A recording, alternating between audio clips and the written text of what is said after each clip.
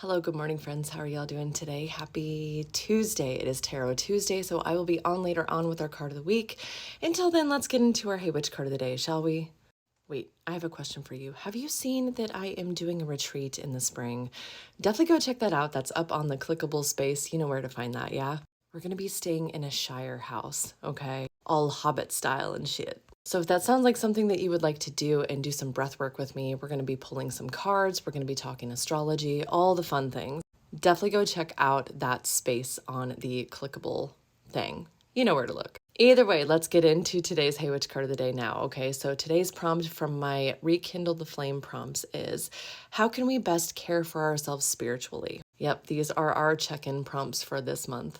And these cards do not disappoint, so let's get into it. So, Hey Witch, first card is the Judgment card, okay? So this one's all about a spiritual awakening.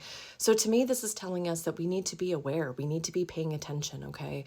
Whenever something comes up in your life, whenever something comes up and it's something that you're working on, do you pay attention to that thing?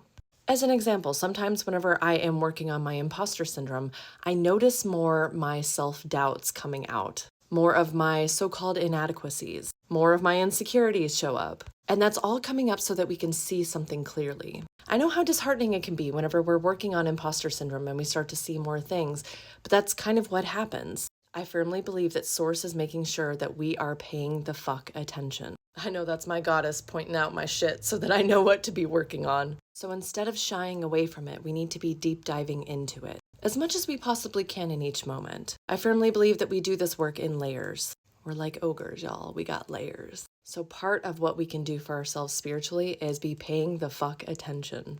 The other thing that we can do for our spiritual selves is to release the control that we have over everything, okay? And I know that's gonna feel really weird, right? But the thing is, if we are working with a specific deity, if we are trying to allow the universe to guide us, then we need to be willing to let go of some of that control.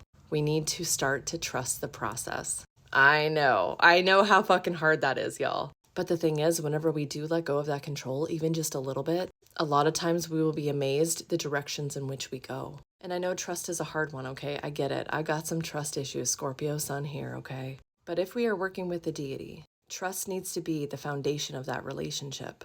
We have to be willing to trust that deity to take us where we need to be. And that doesn't mean that we don't do any work in the physical realm, okay? That means that we are trusting to be guided.